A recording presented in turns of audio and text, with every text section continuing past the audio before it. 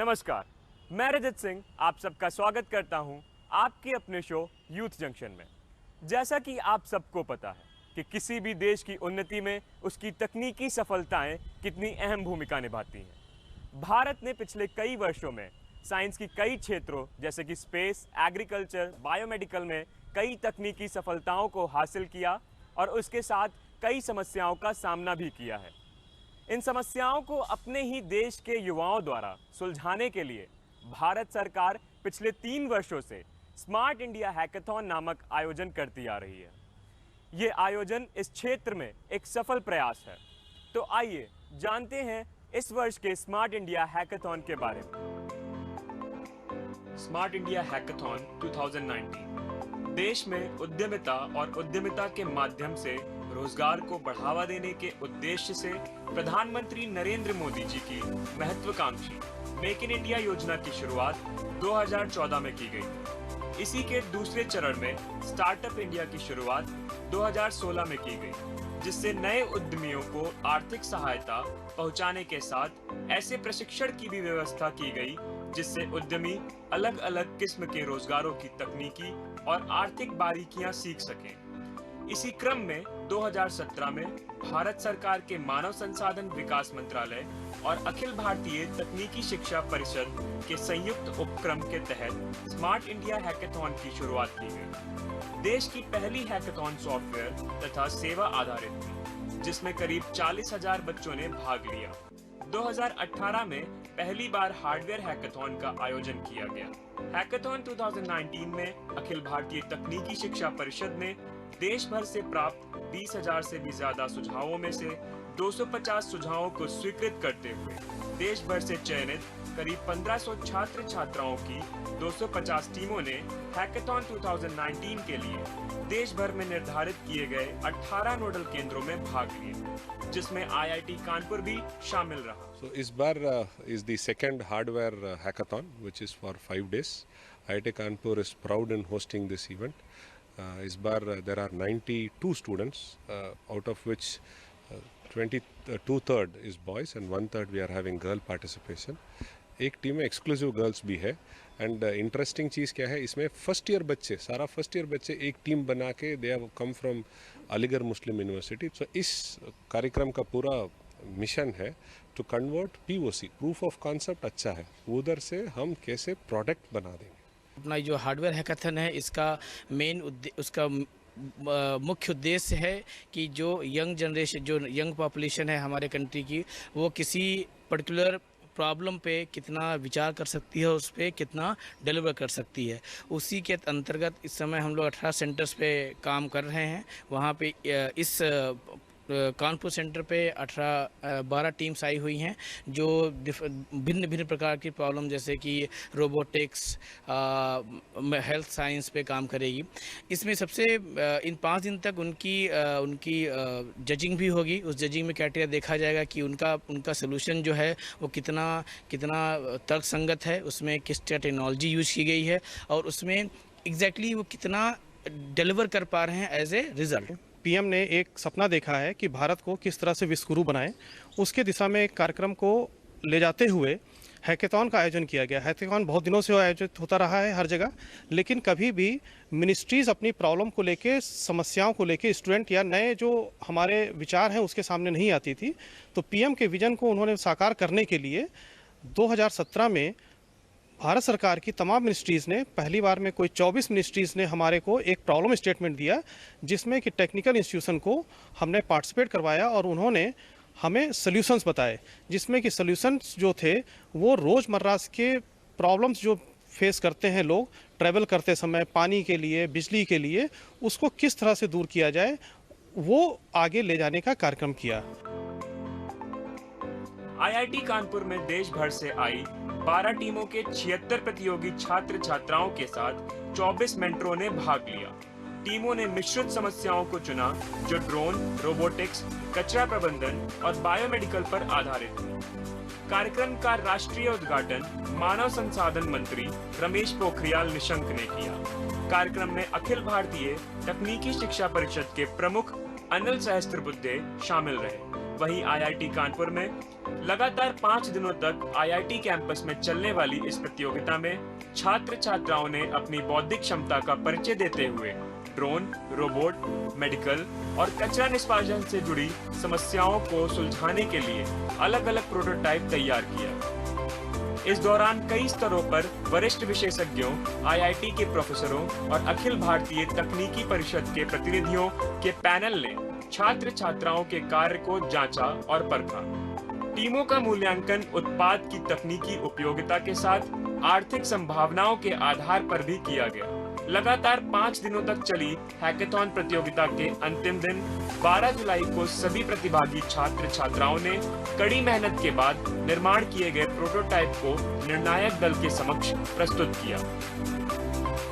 हम लोगों ने एक माइन के अंदर जाने वाला रोबोट बनाया है जो कि माइन को मैप करता है और माइन वर्कर्स के लिए ये हेल्पफुल है। यहाँ पे हम लोग 5 दिन से आए हैं ये कंपटीशन के लिए स्मार्ट इंडिया हैकाथॉन, जो कि श्री नरेंद्र मोदी हमारे जो प्राइम मिनिस्टर है उन्होंने ये जो प्लेटफॉर्म दिया है युवा इंजीनियर्स को इस देश के, उसके लिए हम उनका बहुत बड़ा धन्यवाद करते हैं। We come up with a product. This is automatic plaster sealing. It comes with PLC based programming system. It is fully automatic. It has two components. One is the spraying unit and another one is pumping unit. Both are synchronized and programmed such a way that it plasters the roof. हमने ये SIH hardware addition 2019 में जो अपना product बनाया है वो है एक स्मार्ट नर्स। स्मार्ट नर्स ऐसे कि अगर आप किसी हॉस्पिटल में जाते हैं, वहाँ पे आपको कोई अटेंडेंट दवाई देने आता है तो उसको हो सकता है कि वो गलत दवाई दे जाए या थोड़े देर बाद आए, थोड़े कहीं गिर जाए, कुछ हो जाए उसके साथ। बट इसमें क्या है कि आपको ये वाली गाड़ी पूरे जो आपके मेडिकल स्टोर से रूम तक आएगी, आपको दवाई देना है और सिर्फ देने ही नहीं, अंदर आके आपको जो वहाँ पे नर्स होगी वो सिर्फ इसमें एक बार बस बोलेगी कि मेरे वाली दवाइयाँ मेरे को दे दी जाएं और ये खुल जाएगा और उससे आपको दवाइयाँ इसकी मिल जाएंगी सारी। तो ये है पूरा हमारा जो प्रोजेक्ट हमने जो यहाँ पे 5 दिनों में बनाया। हमने यहाँ पर एक फैसिलिटी बनाई है, ये इसमें हमने एक ड्रोन यूज़ किया है। इसके मदद से हम जब एक्सीडेंट होता है तो हम दूसरे जगह से ला सकते हैं, मतलब दूसरे हॉस्पिटल से या फिर ब्लड बैंक से हम सामान ला सकते हैं, मतलब मेडिकल फैसिलिटीज़ ला सकते हैं उस हॉस्पिटल में, ताकि उस पेशेंट को ज़्यादा इंतज़ार ना करना पड़े। दूसरा काम इसका ये है कि जैसे कि हमारे कोई डिज़ास्टर हुआ, कोई नेचुरल डिज़ास्टर हुआ, उस केस में क्या होता है कि हमें पता नहीं होता कि कितना सीवियर एक्सीडेंट हुआ है। तो क्या होता है कि हमें नंबर ऑफ़ पेशेंट्स नहीं पता होते, वहाँ कौन कौन से मेडिकल फैसिलिटी चाहिए होती है वो नहीं पता होती हमें। तो उस केस में हम पहले अपने ड्रोन को भेजेंगे, इसमें लाइव वीडियो स्ट्रीमिंग है, ताकि अगर हम स्पॉट पे जाए तो हमें पूरा कवरेज मिल पाए और हम जान पाए कि वहाँ पर कितने पेशेंट्स हैं और वहाँ कौन कौन से मेडिकल फैसिलिटी, कितने एम्बुलेंसेस की ज़रूरत है, और उसका लाइव वीडियो हम अपने कंट्रोल रूम में लाएंगे और दैट कंट्रोल रूम का जो वीडियो होगा वो भी शेयर होगा हॉस्पिटल के साथ। The rider fall an accident. It sent an SMS along with the location to the ambulance and relatives. After receiving the SMS, the ambulance will arrive to the accident spot. After that, this kit, Molly 2, the both are independent. This both kits are independent. This is for bike riders and this is for ambulance.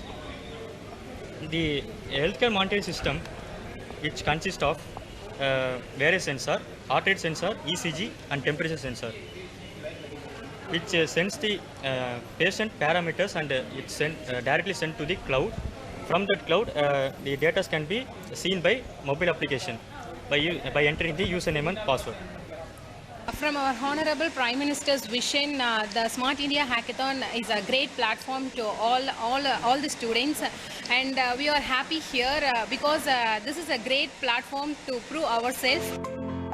विशेषज्ञ panel के सदस्यों के साथ तकनीकी परिषद के सदस्यों ने सभी प्रतिभागी टीमों द्वारा तैयार किए गए प्रोटोटाइप मॉडलों की गहनता से हर पहलुओं पर जांच किया और छात्रों से जानकारी लिया। मूल्यांकन के बाद निर्णायक दल द्वारा एक विजेता और 2 उपविजेता टीम घोषित की गई। प्रथम विजेता टीम को भूमिगत कोयला खान मानचित्रण प्रणाली, रोबोटिक्स और ड्रोन के लिए 1 लाख का पुरस्कार। दूसरी विजेता टीम को स्मार्ट हेलमेट और स्वास्थ्य देखभाल निगरानी प्रणाली हेल्थ केयर और बायोमेडिकल डिवाइस के लिए 75,000 का पुरस्कार और तीसरी विजेता टीम को दृष्टिबाधित लोगों के लिए रास्ता बताने वाली विश्लेषणात्मक स्टिक उपकरण हेल्थ केयर और बायोमेडिकल डिवाइस के लिए 50,000 की राशि से पुरस्कृत किया गया। उम्मीद है कि इस तरह के आयोजनों के द्वारा हमारा देश उन्नति की ओर जाएगा और ये आयोजन सिद्ध करते हैं कि आवर यूथ इज सेंसिबल। अब चलिए देखते हैं अपना अगला सेगमेंट, कानून कहता है।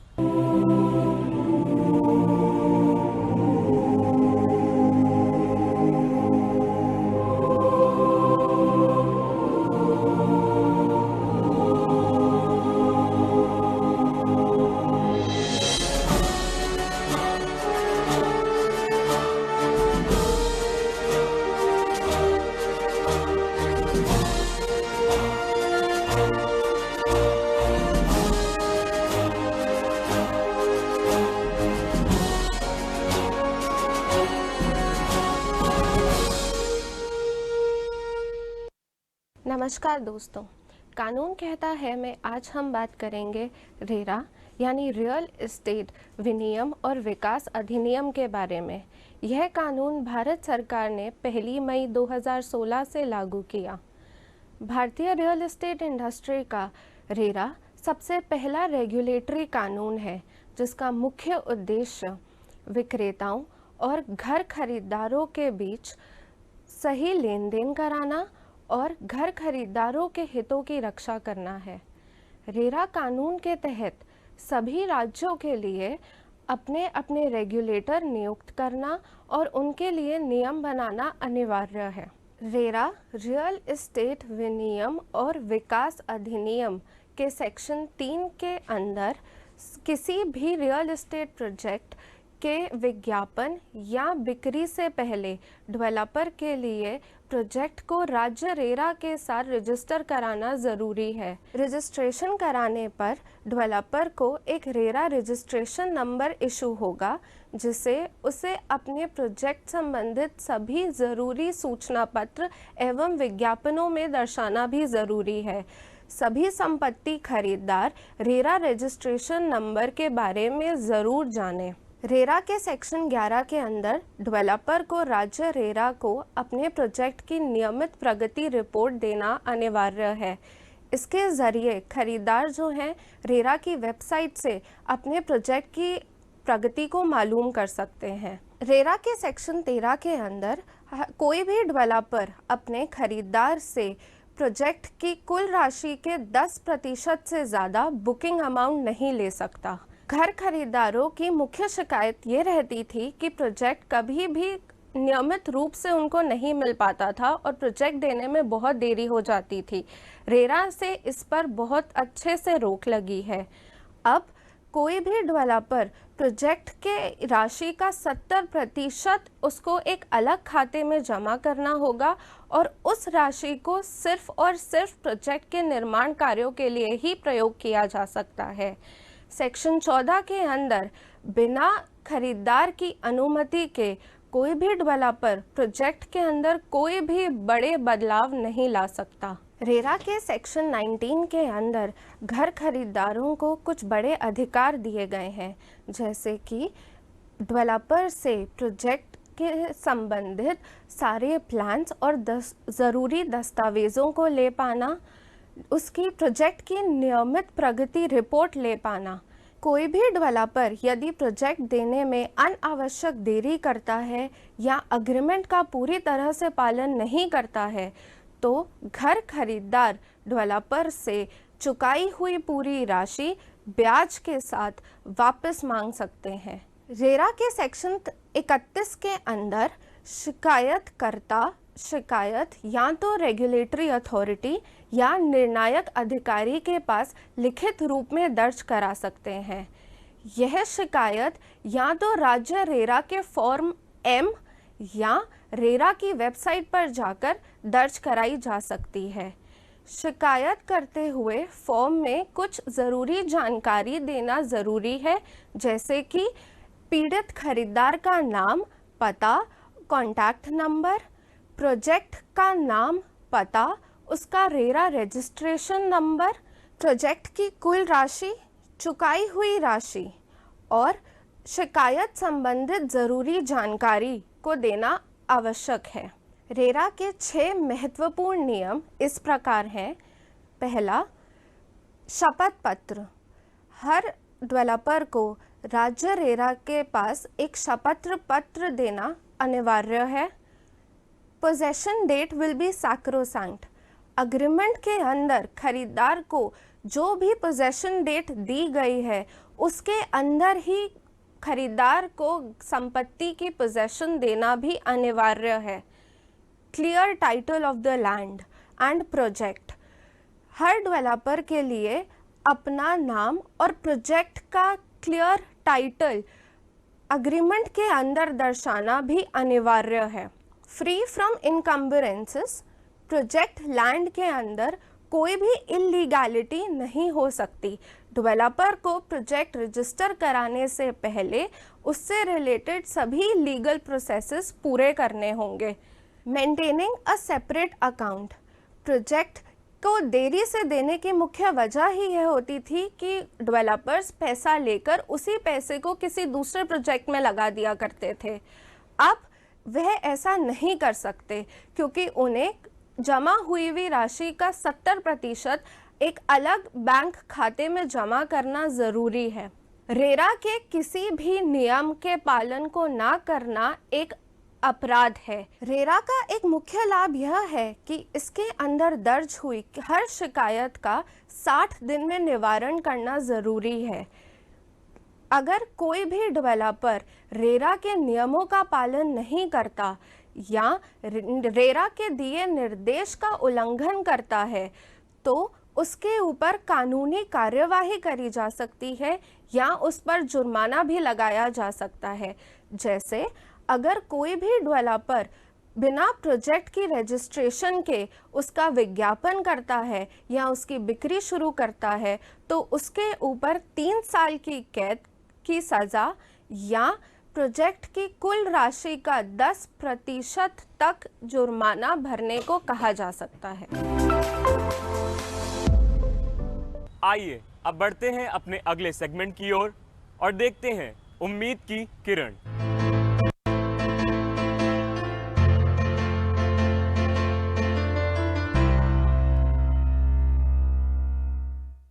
इंटरव्यू किसी भी जॉब का एक बहुत अभिन्न अंग है। मैं युवाओं को ये मैसेज देना चाहता हूँ कि किन बातों का ध्यान में रखना है किसी भी इंटरव्यू जाने के वक्त। आजकल देखा गया है कि अपना सीवी जो है युवा खुद नहीं बनाते, कुछ एक्सपर्टीज़ से बनवा लेते हैं। तो मैं पहले ये कहना चाहूँगा कि अपना सीवी या रिज्यूम आप खुद स्वयं बनाएं, जिससे आपको पता रहे कि आपके सीवी या रिज्यूम में क्या लिखा हुआ है। दूसरा कि आपको जब कभी भी इंटरव्यू में जाना है तो उसका प्री प्रिपरेशन ज़रूर करना चाहिए। प्री प्रिपरेशन करने में आप जिस कंपनी में इंटरव्यू देने जा रहे हैं उस कंपनी के बारे में थोड़ा सा ज्ञान ज़रूर होना चाहिए। आपको अपने प्रोफाइल के बारे में ज्ञान होना चाहिए। और जब आप जाएं तो आप कोशिश करें कि एक डिसिप्लिन मैनर में जाएं। वो डिसिप्लिन मैनर का मतलब है कि आपका पूरा वेशभूषा बहुत अच्छे से होना चाहिए। आप अपने जितने भी डॉक्यूमेंट्स हैं सबको आपको एक फ़ाइल फोल्डर में रखना चाहिए।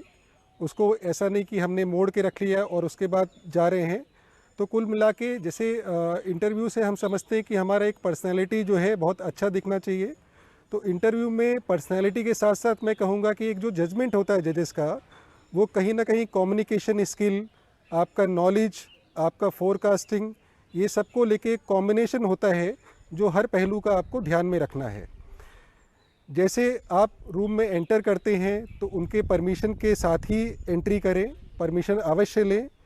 और कुर्सी पे बैठने से पहले आप उनकी परमिशन वहाँ भी अनिवार्य है। आप पहले कभी भी अपने से हैंडशेक ना करें इंटरव्यूअर से। अगर वो हैंडशेक करते हैं तभी आप जो है हैंडशेक करें। उसके बाद आप अपने डॉक्यूमेंट सबमिट कर सकते हैं। डॉक्यूमेंट्स में जो भी लिखा हुआ है आपके सीवी या रिज्यूम में, उसको बहुत अच्छे से आपको प्रिपेयर्ड होना चाहिए। कोई भी फेक या फॉल्स इन्फॉर्मेशन नहीं होनी चाहिए उसमें। अगर आपका चयन हो भी जाता है इंटरव्यू के बाद तो कंपनी का वेरिफिकेशन प्रोसेस होता है। अगर कोई भी फेक या फॉल्स इन्फॉर्मेशन है तो वहाँ पे अगर कंपनी को कल पता लगता है कि ये फेक या फॉल्स इन्फॉर्मेशन है तो आपका कैरियर ख़त्म हो सकता है। तो इसलिए इंटरव्यू और CV या रिज्यूम में आप सब कुछ जो सच्चाई है आपका वो इन्फॉर्मेशन उसमें डालें और वही इन्फॉर्मेशन शेयर करें।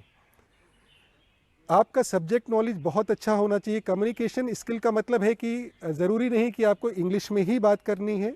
अगर आपका कम्युनिकेशन आप हिंदी में बात करना चाहते हैं, आपका हिंदी भाषा में ज़्यादा अच्छा कमांड है, तो कोशिश करें कि हिंदी भाषा में ही समझाएं। अगर मिक्स एंड मैच में भी समझा सकते हैं कि आप इंग्लिश का भी इस्तेमाल कर रहे हैं और हिंदी का भी, तो दोनों भाषा में आप समझा सकते हैं। लेकिन इस भाषा का चयन नहीं करना है जिसमें आपको कमांड ना हो। कई बार देखा गया है कि लोग इंग्लिश बोलने के चक्कर में कि उनको प्रभाव बहुत अच्छा पड़ेगा, बहुत प्रभावित होंगे इंटरव्यूअर, वो गलत बोल जाते हैं। वहाँ ग्रामेटिकल मिस्टेक और ये सब का बात नहीं होता, लेकिन आपका कॉन्फिडेंस लेवल कहीं ना कहीं खो जाता है। उसके बाद जब पहला क्वेश्चन मैं कहूँगा जो बेसिक क्वेश्चन होता है, जो टेल मी अबाउट योरसेल्फ पूछा जाता है, उसमें आपको बहुत विशेष ध्यान देना है। उसमें आपको अपने बारे में ही बताना है। अपने बारे में बताने का मतलब कि आपने स्कूल कॉलेज कहाँ से किया है, आपका अचीवमेंट क्या हुआ है, इस बारे में ज़्यादा आपको फोकस करना है। कई बार हम देखते हैं कि हम लोग ऐसी बातें बताने लगते हैं जो इंटरव्यूअर के मतलब की नहीं रहती। जैसे हम अपने परिवार के बारे में बताने लगते हैं, हम अपने भाई बहन के बारे में बताने लगते हैं। टेल मी अबाउट योरसेल्फ जो पहला क्वेश्चन है, प्रथम क्वेश्चन है, उसको बहुत गंभीरता से लेना है और अपने एकेडमिक क्वालिफिकेशन और अचीवमेंट के बारे में ही बताना है। जब दूसरा क्वेश्चन आएगा tell me about your family, तो दोनों क्वेश्चन अलग अलग हैं। टेल मी अबाउट योरसेल्फ और tell me about your family. दूसरा, आप अगर टेक्निकल इंटरव्यू में जा रहे हैं, आप इंजीनियर हैं, तो आपका सब्जेक्ट नॉलेज अच्छा होना चाहिए। हमें अपने किसी भी इंस्टीट्यूट से जिससे मैं पास आउट हूँ उसका कभी बुराई नहीं करना है कि वहाँ पे सर पढ़ाया नहीं गया, वहाँ पे टीचर्स नहीं आते थे। हमारा सब्जेक्ट नॉलेज क्या है पिछले 3 साल में, हमें अपना शॉर्ट एनालिसिस खुद करना चाहिए। जैसे स्ट्रेंथ है, मेरा स्ट्रेंथ क्या है, मेरा वीकनेस क्या है, अपॉर्चुनिटीज़ क्या है, थ्रेट्स क्या है। तो अपने वीकनेस पे आपको एक पॉइंट पता होना चाहिए और वीकनेस वो डिस्कस करना चाहिए कि जिसमें हमें पता है कि इस वीकनेस को मैं कैसे आगे इसको स्ट्रेंथ में कन्वर्ट कर सकता हूँ। तो जैसे मेरा कम्युनिकेशन स्किल अगर इंग्लिश अच्छी नहीं है तो मैं इंटरव्यूअर को ये बताऊँ कि सर ये मेरा एक वीक एरिया है और मैं इस पर प्रयास कर रहा हूँ, मैं कोशिश कर रहा हूँ जिसको मैं 1 साल में इसको स्ट्रेंथ में कन्वर्ट कर लूँगा। उसके बाद आपके स्ट्रेंथ पे अगर पूछा जाता है तो स्ट्रेंथ हमें ये नहीं बताना कि हम बहुत अच्छे क्रिकेटर हैं या बहुत अच्छे सिंगर हैं। हमें अपना स्ट्रेंथ ये बताना है कि जो कंपनी के लिए लाभदायक हो। मेरे स्ट्रेंथ से कंपनी को कैसे फ़ायदा होगा, हमें उससे रिलेट करना है। उसके बाद जो हमारा टेक्निकल कोर सब्जेक्ट है, जैसे मैं अगर ऑटोमोबाइल की बात करता हूँ तो ऑटोमोबाइल का हमें परिभाषा से लेके उसका लेआउट, इंजन सिस्टम क्या है, ट्रांसमिशन क्या है, उसके बाद डिफरेंशियल सिस्टम क्या है, इसका बेसिक नॉलेज होना चाहिए। बेसिक नॉलेज के बाद आप उसमें अपने प्रोजेक्ट को भी मेंशन करते हैं। तो प्रोजेक्ट ऐसा नहीं कि हमने कुछ भी मेंशन कर दिया। अगर हम प्रोजेक्ट के बारे में ब्रीफ करने के लिए बोलता है इंटरव्यूअर, तो हमें उतनी नॉलेज होनी चाहिए कि हम उसे ब्रीफ कर सकें। और उसके बाद जैसे आप कंपनी के लिए आप क्या योगदान दे सकते हो, अपने आप को कंपनी में किस स्थिति में अगले 5 साल में आप देखते हो, किस पोजीशन पे देखते हो, ये एक फोरकास्टिंग होती है कि आपका फोरकास्ट कैसा है, आपका अप्रोच कैसा है अपनी पोजीशन को लेके। तो उसको भी आपका एक प्रिपरेशन रहना चाहिए। इंटरव्यू की प्रिपरेशन के लिए ज़रूरी नहीं है कि किसी एक्सपर्ट के पास आप जाएं। आप अपने क्या बोलते हैं, जो लोकल एरिया है, जो लोग काफ़ी पास आउट कर चुके हैं, जो पहले से कंपनी में काम कर रहे हैं, मेरे हिसाब से उनके पास जाके अगर आप गाइडेंस लेंगे तो आपको बेटर पता लगेगा कि इंटरव्यू में हमें क्या क्या कहना है। इंटरव्यू स्किल एक दिन में डेवलप होना बहुत मुश्किल है। इसके लिए आपको निरंतर प्रयास करना पड़ेगा और एक्सपर्ट्स के साथ साथ आपको अपने लेवल पे जो एफर्ट करने हैं वो करने पड़ेंगे। कुछ बेसिक क्वेश्चन है जो किसी भी कंपनी में पूछे जाते हैं, जैसे टेल मी अबाउट योरसेल्फ या आपका सब्जेक्ट नॉलेज के बारे में, उसका आपको ज्ञान भली भांति होना ज़रूरी है। तो मैं ये कहना चाहूँगा अंत में अपने युवाओं से 3 चीज़ों का विशेष ध्यान रखें कि आप इंटरव्यूअर का रेस्पेक्ट करें, एक डिसिप्लिन मैनर में रहें, अपने फाइल फोल्डर्स उसका रखरखाव बहुत अच्छे से करें ताकि एक प्रेजेंटेबल मैनर में आप उनको दे सकें। तीसरा, आपको अपने कोर सब्जेक्ट का नॉलेज होना बहुत ज़रूरी है, क्योंकि हमारा पर्सनैलिटी अगर बहुत अच्छा है और हम बहुत अच्छा भी प्रेजेंट करते हैं लेकिन हमें सब्जेक्ट नॉलेज नहीं है तो शायद कहीं ना कहीं एक नेगेटिव असर पड़ता है और आप उस रेस से बाहर हो जाते हैं। दोस्तों, मैं उम्मीद करता हूं कि आपको यह हमारा शो बहुत पसंद आया होगा। आप अपना फीडबैक हमारे ट्विटर, फेसबुक और इंस्टाग्राम अकाउंट पर सेंड कर सकते हैं। तब तक के लिए आप अपना ख्याल रखें। जय हिंद, जय भारत।